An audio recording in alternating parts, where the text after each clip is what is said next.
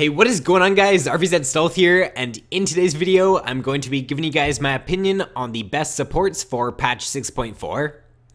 So first on my list is going to be Brahm. Right now, Brahm is a pretty good pick in this meta because we're seeing a lot of immobile AD carries being played, like Kog'Maw, we're seeing Twitch, Misfortune, and Brahm just synergizes pretty well with them because he can keep them really safe. He's got his Unbreakable, and then he's also got his ultimate as well as his slow, so he does a really good job at peeling for those immobile AD carries, and I would definitely recommend picking him if your team does lock a AD carry who does not have a gap closer.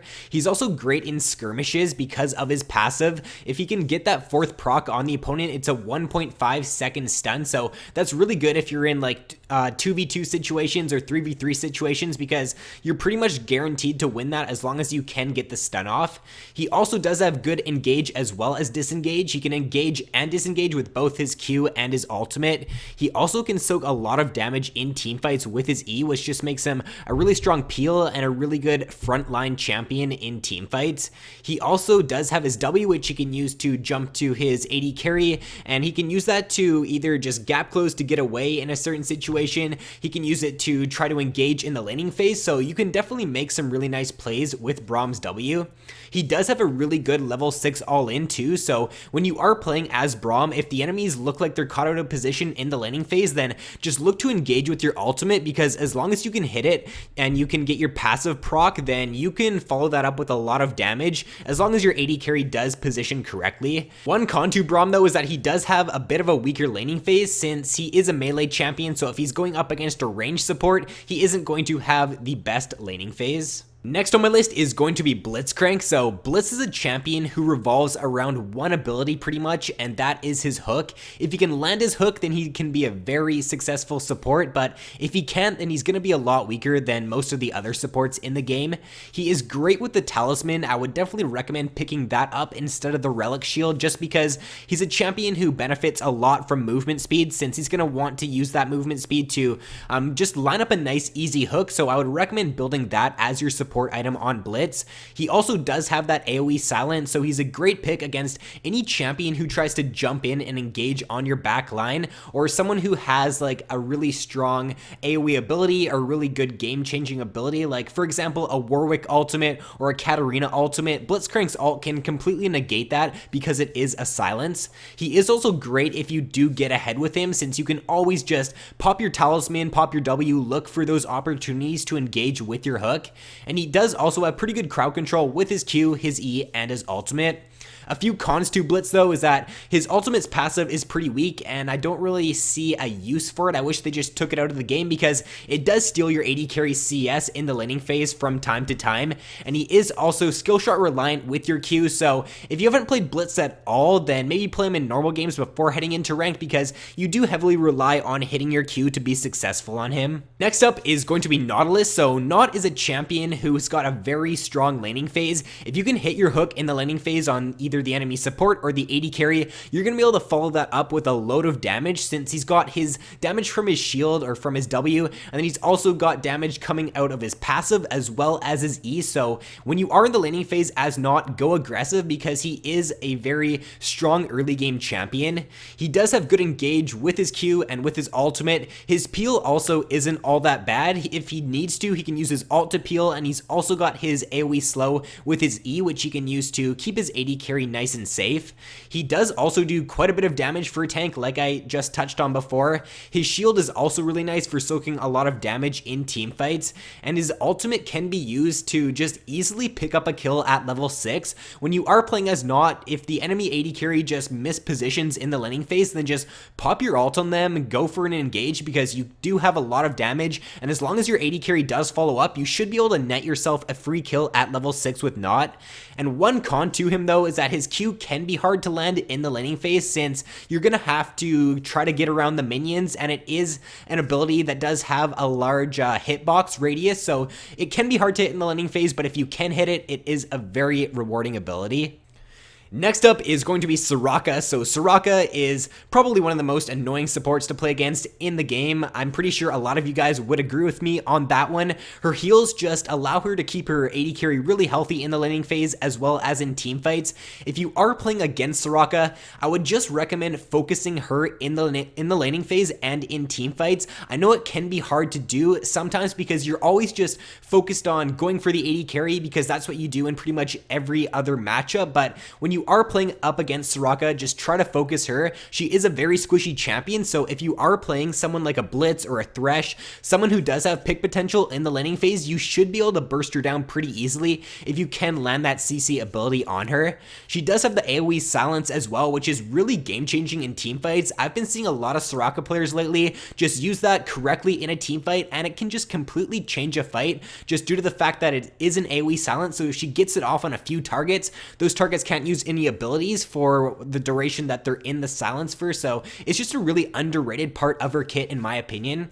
And she does also have pretty good poke in the laning phase with her Q.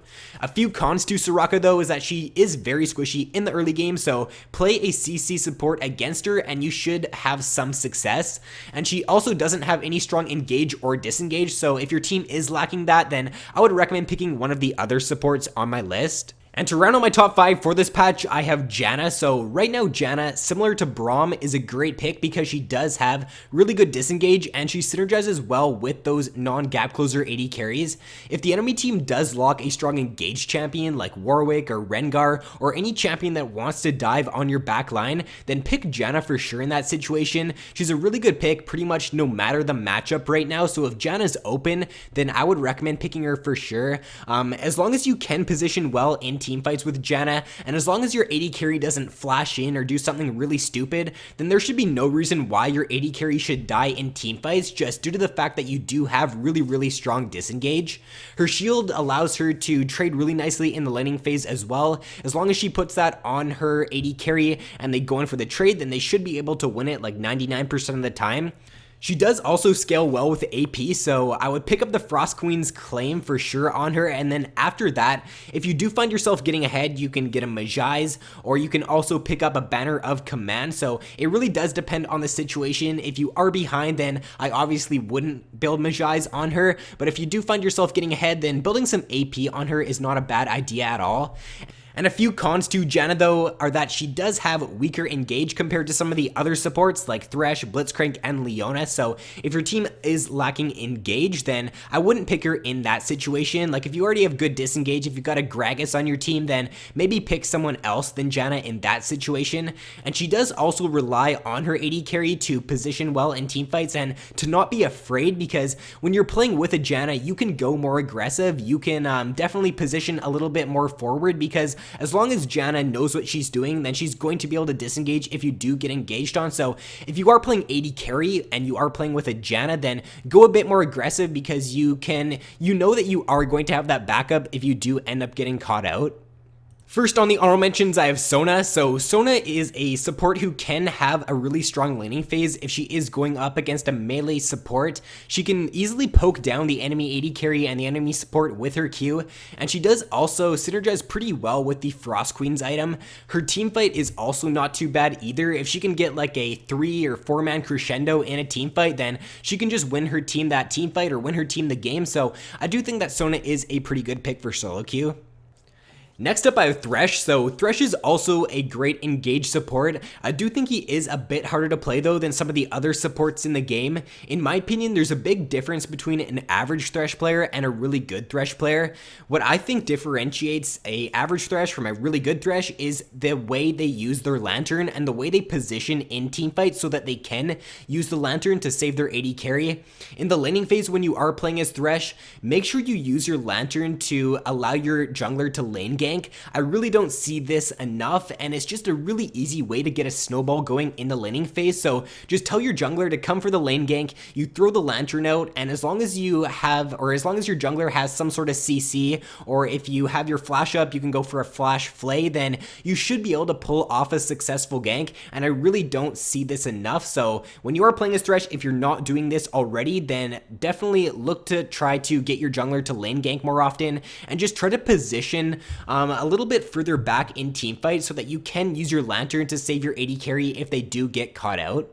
Next up, I have Leona. So Leona is one of the strongest engage supports in the game. When you are playing her, just make sure you're always looking for that engage opportunity. When you do hit level 6, your all-in is very strong, so as long as you can hit your ultimate, you should be able to at least burn the enemy's flash when you do go for the all-in. She also does have a pretty good level 2 all-in as well, so if you are playing with a strong early game AD carry, then definitely look to take advantage of her level 2 and try to push for that level 2 as fast as possible, because you can even pick up first blood really early on in the game with Leona. So just think aggressive when you are playing as Leona, because if you don't go aggressive, then you really are defeating the purpose of her kit.